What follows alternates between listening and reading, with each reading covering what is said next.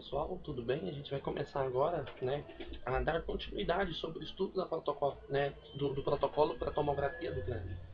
E nesse estudo, particularmente, a gente vai seguindo toda aquela linha de raciocínio da aula passada. Nós vamos estar falando mais sobre a parte operacional. Um software bem utilizado nos tomógrafos que nós vamos trabalhar hoje, que é o software da Siemens. Eu vou mostrar para vocês o tanto que é simples o processo de aquisição de imagem na tomografia computadorizada. E além da simplicidade, lógico, né, um procedimento bem técnico, bem simples, vocês vão perceber também, né, que além de um bom posicionamento, porque você realiza um bom posicionamento para você ter uma boa aquisição de imagem, ok? Então, iniciando aqui. Nós temos a primeira página, logo depois, onde a gente realiza todo o processo, né, de escolha do nosso protocolo de exame, aonde nós vamos realizar, né, essa escolha feita aqui nesse boneco que vocês estão observando. Vocês estão vendo aqui onde ele é dividido por várias partes, onde eu tenho aqui o crânio, eu tenho aqui a região do ombro, eu tenho a região do tórax, do abdômen, da pelve e os membros inferiores, tá? Outra parte também que o aparelho me direciona é se esse paciente ele é adulto ou se é uma criança. Então quer dizer o quê? Que se eu escolho aqui adulto, ele vai me dar, né, um bonequinho aqui em formato de adulto. Se eu coloco criança, por exemplo, ele vai me dar, por exemplo, né, um bonequinho menor, né, uma criança. Isso, né, para vocês observarem, na medida que eu escolho, por exemplo, crânio, eu vou ter uma lista de protocolos aqui para poder fazer a escolha do exame, né, da linha mais ou menos de planejamento do exame em cima da patologia do paciente.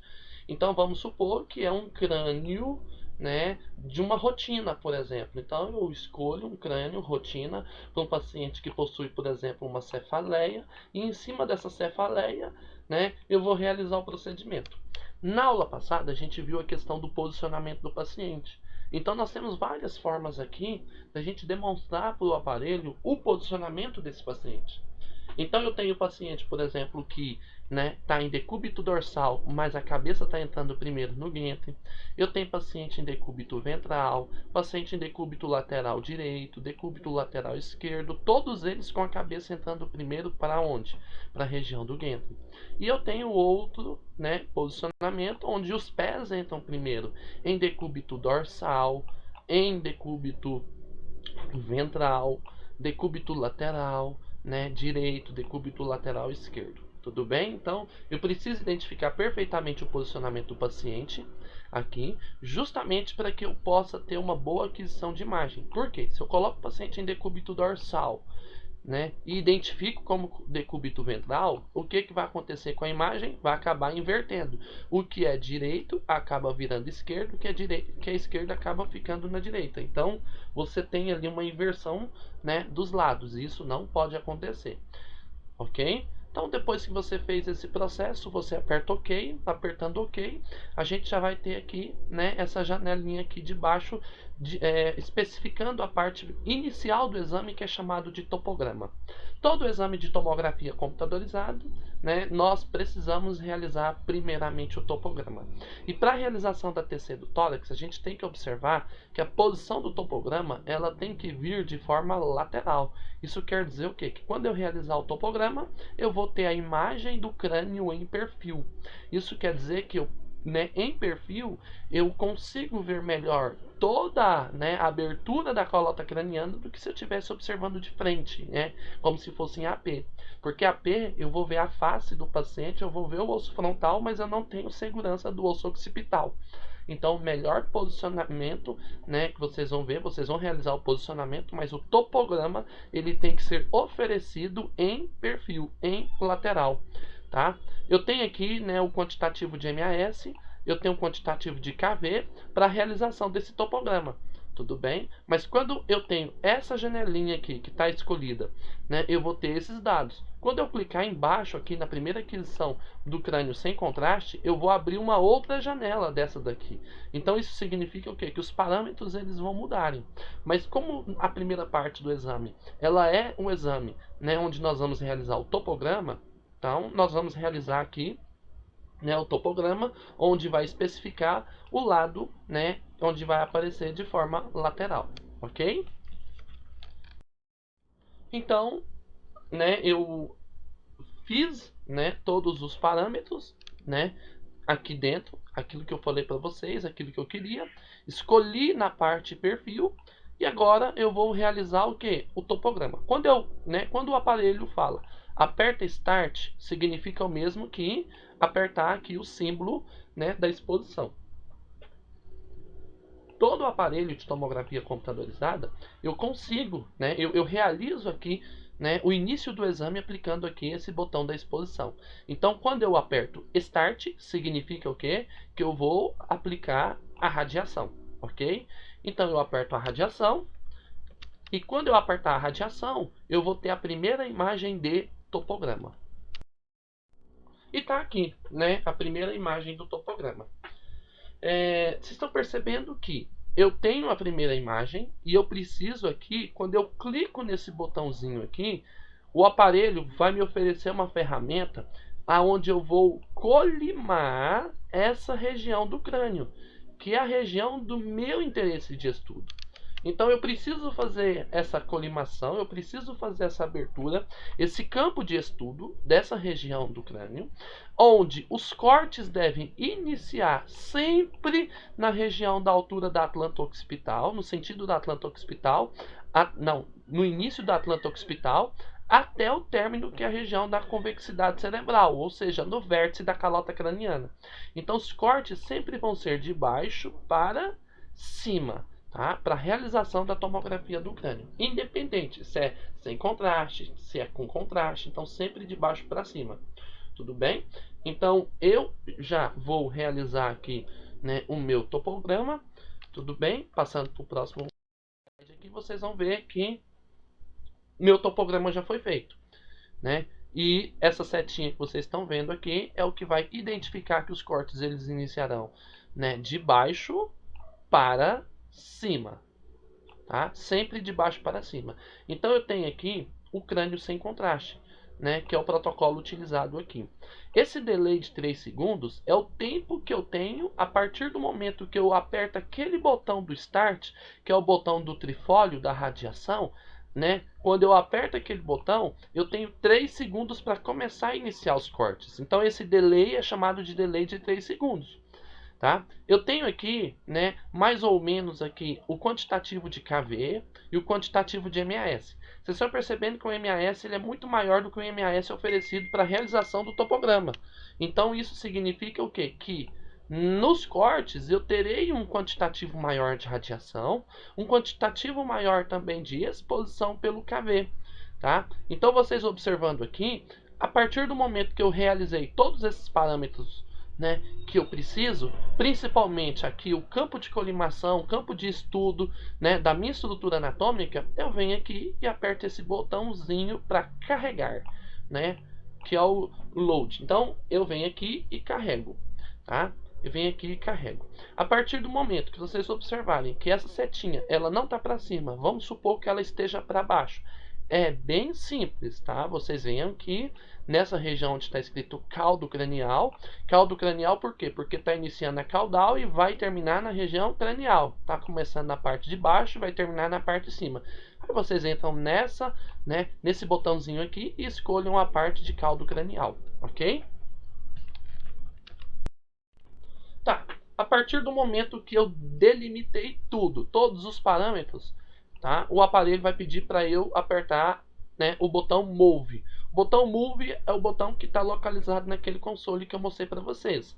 Tá? Você vai apertar o Move, a mesa do aparelho vai movimentar, é normal, porque a partir do momento que ela movimenta, essa linha que a gente está vendo aqui, ela vai estar localizada no ponto de partida dos cortes, essa linha azul, tá? E a partir daqui eu vou começar a fazer os cortes. Tá? E a partir daqui, fazendo os cortes, o aparelho ele vai apertar aqui, vai pedir para que eu aperte o botão, né, de Start, ou seja, o botão para iniciar os cortes, iniciar a exposição à radiação.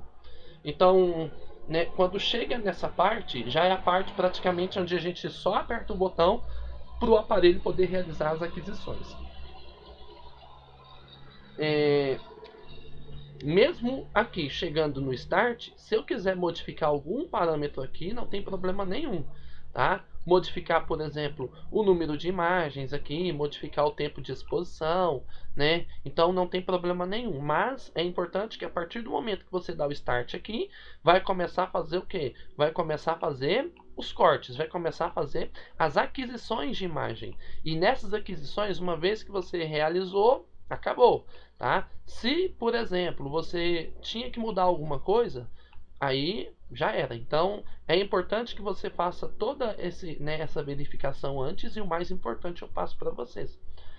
Nos aparelhos multi-slice, quando o paciente está mal posicionado, a gente ainda consegue corrigir o posicionamento na reconstrução.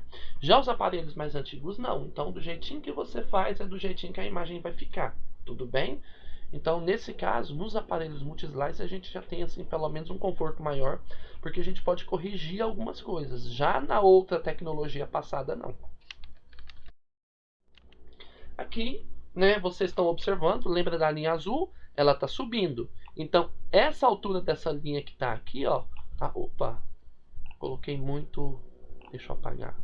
Essa linha que vocês estão vendo aqui, ó, essa linha azul que vocês estão observando aqui, tá? Essa linha que vocês estão vendo aqui, ó, essa linha está na altura deste corte, tá? Dessa estrutura anatômica. Então, o que que acontece? Na medida que você realiza os cortes, tá? Essa linha cortou, eu tenho essa imagem, tá bom? Então, dá para vocês observarem bem que mais ou menos nessa altura do corte eu tenho a verificação dessa imagem. Assim como ele vai terminar de fazer o corte na região, na altura onde você delimitou. E logo depois de realizar os cortes, né, avaliando a parte da imaginologia, vocês estão vendo aqui, nós vamos ter algumas, né, nós vamos ter as imagens oferecidas pelo aparelho. E essas imagens que a gente vai estar avaliando aqui, a gente precisa seguir um critério. E esse critério é muito importante, por quê? Porque para ter certeza de que o paciente realmente não está com a cabeça rodada, com a calota craniana rodada, então nós temos aqui alguns pontos de referência, tá? Um dos pontos de referência importantes, nós temos aqui a região do globo ocular, do lado direito e do lado esquerdo. Então eles devem estar sempre do mesmo tamanho, o globo ocular. Só que tem uma outra situação aqui, né, instável, que a gente também tem que observar. Vocês estão observando aqui, nós temos a altura do arco zigomático, né, esquerdo, arco zigomático direito. Então, os dois também devem estar bem evidenciados. Nesse caso, eu tenho a evidência, né, desse arco apenas do lado esquerdo. O lado direito, eu tenho, né, que saber por que ele não apareceu. Será que foi alguma alteração patológica, né, uma fratura, etc. Então, eu tenho que estar evidenciando bem o globo ocular, eu tenho que evidenciar bem, né, os dois globos ocular, a região aqui do arco zigomático. Essa região central que nós estamos vendo aqui, que é a região da altura do esfenoide, tá? A gente sabe que é uma região muito instável. É uma região onde ela é rica na parte petrosa, principalmente quando ela conecta com o osso temporal. Então isso significa o quê? Que essa região, ela é uma região muito duvidosa para a gente poder estudar algo relacionado sobre simetria de posicionamento. Tá? Mas aqui é muito importante vocês observarem um grande exemplo que eu passei uma vez na aula de anatomia aplicada, de que tudo que nós temos na região do lado direito da anatomia encefálica, nós também temos do lado esquerdo. Então aqui, vocês observando bem, eu tenho a evidência dessa região aqui, que é a região do hemisfério cerebelar direito, a região do hemisfério cerebelar esquerdo. Eu tenho essa altura aqui, que é a região da cisterna magna, e essa bolinha que vocês estão vendo aqui, que é a região do bulbo. Além do osso occipital, que eu observo muito bem nessa altura, o osso occipital, além que eu observo também, né, toda essa região da altura do osso temporal, que vocês estão observando bem, a altura do osso temporal, e essa parte preta na imagem que a gente está vendo aqui, de acordo com a escala de Hounsfield, tudo aquilo que é preto é o que? É ar. Então eu consigo evidenciar muito bem o que? Né? Uma grande quantidade de ar. Existe uma evidência de sinusite aqui? Não. Por quê? Principalmente nessa região aqui do seio maxilar, onde vocês estão observando, não existe porque é uma região que está completamente aberta. tá? Vocês observando em outros cortes, também da mesma situação. A evidência aqui, ó, muito aberto. Isso, por exemplo, me dá a condição de que se esse paciente ele possui cefaleia, é por outro motivo, e não por sinusite. Já essa próxima imagem que a gente está observando, vocês, né? Eu tenho aqui o globo ocular esquerdo, globo ocular direito. Eu tenho essa região aqui que é o arco zigomático esquerdo, o zigomático direito. Além de, né, observar também com propriedade o osso occipital, eu tenho aqui, né, além do osso occipital, eu tenho o osso temporal, que vocês estão vendo, e essa parte mais escura que está aqui. Lembra que eu falei para vocês que a parte mais escura é o que? É ar. Se é ar, aqui eu tenho o meato acústico interno. Eu tenho o meato acústico interno, tá? Que faz parte aqui, né, da região do ouvido. Assim como eu tenho essa parte que vocês estão vendo aqui, que esse seio está muito mais voltada para essa região aqui do esfenoide, que é a região do seio esfenoidal. Além que eu tenho esse seio também, que é o seio maxilar do paciente, que já está começando a estudar aqui, quase entrando na altura do seio etimoidal. Eu tenho a parte praticamente final do seio maxilar, além que eu tenho toda a região que vocês estão vendo aqui, que é a parte petrosa do osso temporal. Tá? Essa parte que vocês estão vendo aqui é a parte petrosa do osso temporal, e uma pequena evidência, por exemplo, né, da região do lobo temporal. Essa região que vocês estão vendo aqui é a região do lobo temporal, uma pequena evidência. Ah, professor, mas por que esse lobo não aparece do outro lado, por exemplo? Porque, infelizmente, como eu falei para vocês, essa parte, né, petrosa, essa base do crânio, é uma região muito, mas muito difícil para você poder avaliar a simetria, porque é uma região cheia de irregularidades. Assim como eu tenho, por exemplo, na outra imagem aqui, que não evidencia tanto, a outra aqui eu tenho uma grande abertura. Então, de um lado esquerdo, eu tenho aqui uma grande quantidade de sistema esquelético que ocupa um pouco esse espaço, do outro lado oposto não. Então, ó, eu tenho a região do globo ocular no mesmo tamanho, que prova realmente que o paciente ali não estava rodado. Eu tenho evidência do meato acústico interno de um lado, eu tenho evidência do outro. Então, isso significa o quê? Que esse paciente ele estava muito bem posicionado. Só que isso aqui que a gente está observando é alteração mesmo anatômica, é normal, isso acontece, é com todos os pacientes, tá? Então, voltando aqui, eu tenho a região do bulbo, além de toda essa região que eu estou observando aqui na imagem, que é a região do cerebelo, hemisfério cerebelar direito, porque o cerebelo é dividido pelos seus hemisférios, onde eu tenho o hemisfério cerebelar direito e eu tenho o hemisfério cerebelar esquerdo, tá? Eu tenho o hemisfério cerebelar esquerdo, tudo bem?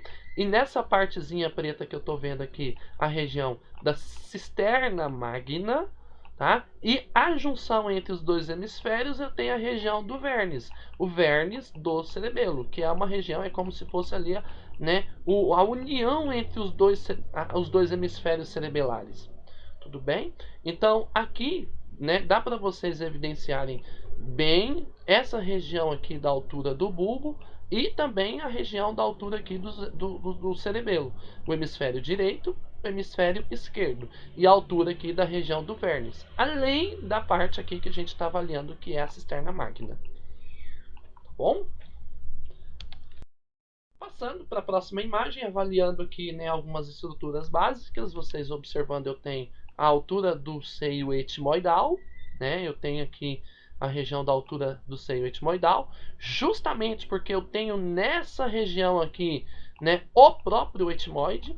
Então eu tenho aqui o osso etimoide, eu tenho o seio etimoidal, tá? A ausência de qualquer tipo de, né, de massa, de qualquer tipo de secreção, tirando aí, por exemplo, a possibilidade de uma possível sinusite. Eu tenho essa altura aqui, que é o lobo temporal direito, eu tenho aqui o lobo temporal esquerdo. Além que eu tenho toda essa região que vocês estão vendo aqui, que é a região, né, do cerebelo, essa região do cerebelo, e aqui eu tenho a região que já é chamada como ponte. Tudo bem? A região da ponte. Aqui eu tenho o osso occipital, aqui eu tenho o osso temporal, tá? E aqui eu tenho o globo ocular. Tudo bem? O globo ocular. Além do globo ocular, eu tenho aqui, né, o arco zigomático, direito e esquerdo. Eu tenho aqui nessa altura o osso que é o esfenoide. Já nessa outra imagem, a mesma coisa, né? Então eu tenho aqui o osso que é o occipital, eu tenho aqui o globo ocular direito, o globo ocular esquerdo, eu tenho aqui o lobo, né, temporal esquerdo, lobo temporal direito, essa parte petrosa do osso temporal também, e eu tenho aqui uma evidência, né, do osso que é o esfenoide, que é, né, que está bem aqui localizado, e aqui está iniciando o estudo, por exemplo, da célula túrcica.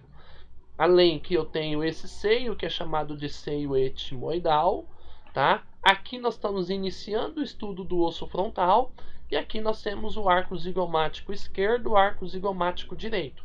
Além do osso temporal, que eu tenho aqui na lateral, tá? Essa região que eu estou vendo aqui é a região do quarto ventrículo, tá? Que fica evidenciado logo abaixo, vocês observando, ok?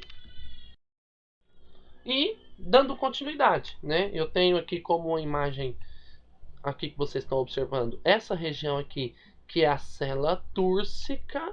A célula túrcica.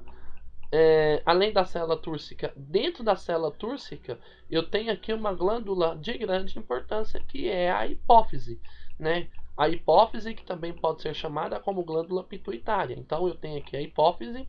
Essa região que a gente está vendo aqui, que a gente está estudando, é a região do bulbo olfatório, tá? Onde eu tenho aqui também a região, né, do globo ocular direito, globo ocular esquerdo, além do lobo parietal, né?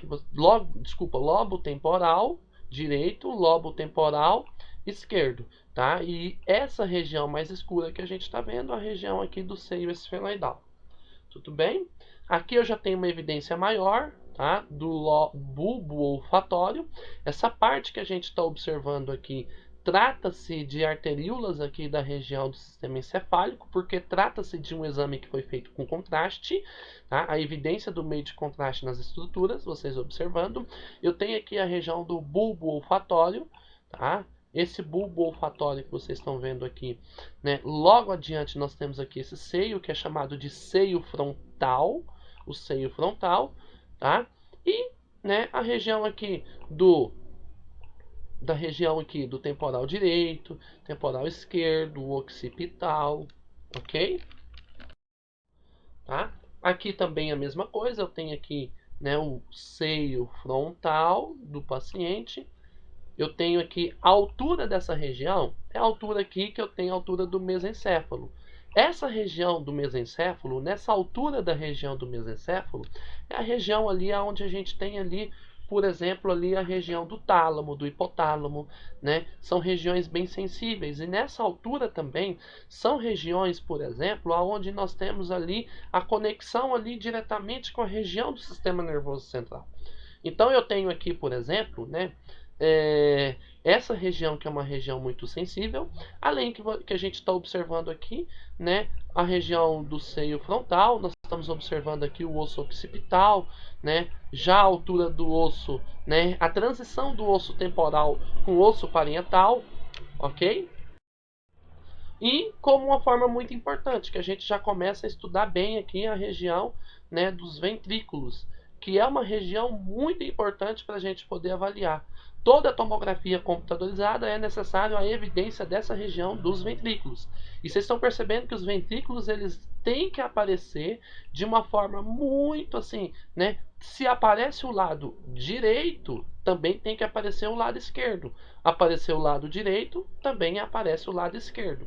Essa glândula que a gente está vendo aqui, que é a pineal, por exemplo, né? A gente tem aqui, né, o ventrículo, que em literaturas antigas são chamadas como cornos. Nessa literatura atualizada, a gente também pode chamar como ventrículo frontal. Então, nós temos aqui os ventrículos frontais, nós temos os ventrículos occipitais, tá? O ventrículo occipital direito e o ventrículo occipital esquerdo. E essa região ela é chamada como corpo do ventrículo.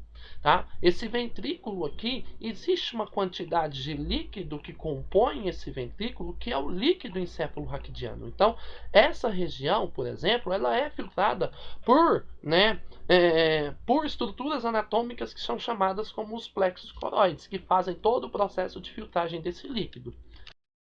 Eu tenho aqui, por exemplo, a evidência, né, do ventrículo frontal esquerdo, ventrículo frontal direito e o corpo do ventrículo. Além do ventrículo occipital, né, esquerdo, ventrículo occipital direito, onde eu tenho a evidência de toda a região ventricular. Essa parte que a gente está vendo aqui, ela é chamada como lobo frontal. Essa outra parte que a gente vai observar aqui é chamada como lobo parietal, tá?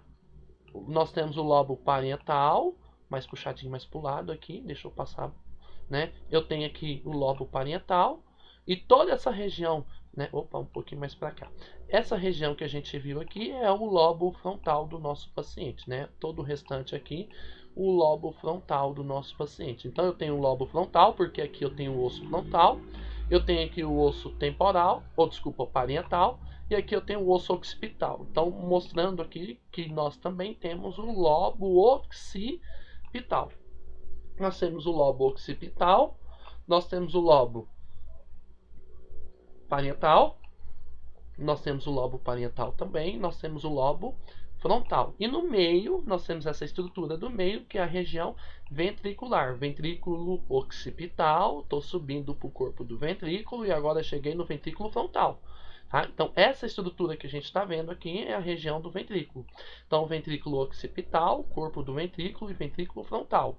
Tudo bem? Essa região é chamada como região ventricular. Tá? Além que eu tenho o osso frontal, eu tenho o osso temporal esquerdo, temporal direito e o osso occipital. Então, nessa parte encefálica, né, principalmente porque a gente não está estudando a parte do romboencéfalo e muito menos o mesencéfalo, nessa altura da região do prosencéfalo, onde nós estamos estudando o encéfalo, a região do cérebro, especificamente o cérebro, a região do cérebro ela é dividida por lobos e sempre o lobo ele leva em consideração o nome do osso. Então eu tenho lobo frontal, eu tenho lobo parietal, né, esquerdo, lobo parietal direito, tá? E eu tenho o lobo occipital, tudo bem? E, né, já chegando na parte final, a gente tem uma pequena evidência aqui do corpo do ventrículo e também uma grande visualização da estrutura, né, dessa linha que a gente está vendo aqui. Que essa linha ela é chamada como fissura longitudinal, porque é a divisão entre o encéfalo. Tá? Eu tenho o cérebro que é dividido pelo lado direito e dividido pelo lado esquerdo. Então eu tenho essa fissura que é chamada como fissura longitudinal, mas seguindo sempre as mesmas terminologias da região do cérebro, onde eu tenho o lobo frontal, onde eu tenho o lobo parietal, onde eu tenho o lobo occipital, eu tenho o lobo parietal também. Só que esse lobo parietal ele é um pouquinho maior, porque a gente está diminuindo aqui o espaço de estudo da região do cérebro. Deixa eu até apagar. Tá? Deixa eu apagar aqui para fazer bonitinho, porque aí eu faço a divisão de forma correta para vocês entenderem bem, porque como a gente está fazendo os cortes mais acima na calota craniana, esses lobos eles praticamente ocupam todo esse espaço que a gente está vendo aqui na estrutura. Então, né, eu tenho aqui, por exemplo, o lobo frontal, tá? Depois eu tenho o lobo parietal, eu tenho outro lobo parietal e por baixo aqui eu tenho todo o lobo occipital. Então, né, ocupa bem o espaço, ok?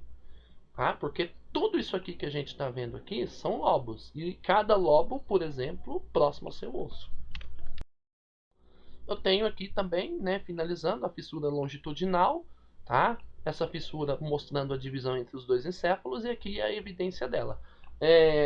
Essas rugas que a gente está vendo na região aqui do cérebro, especificamente do cérebro, tá? São os sulcos, onde nós temos a evidência, né, desses sulcos, que faz parte da estrutura anatômica do cérebro, mas lembrando que a partir do momento que a gente percebe esses sulcos um pouquinho mais assim, né, enxuto, né, um pouquinho mais atrofiado, por exemplo, é a grande evidência daqueles pacientes que a gente atende que possuem Alzheimer.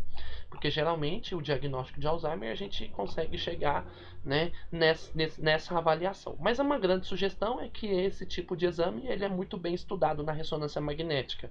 Nós estamos estudando imagens em tomografia, mas a ressonância consegue ter um diagnóstico muito mais apurado. Ok?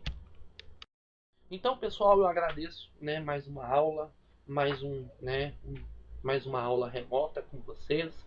E deixo essa frase muito importante, que principalmente ela serve como superação para todos nós.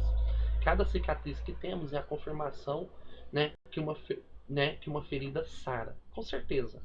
Tá? As cicatrizes elas são marca de superação, que só o verdadeiro guerreiro possui. Então, com certeza, quem tem cicatriz é porque realmente já passou por algo difícil e é nessa dificuldade que a gente aprende muita coisa na vida e principalmente, né, é dentro dessas dificuldades que nós aprendemos a superar.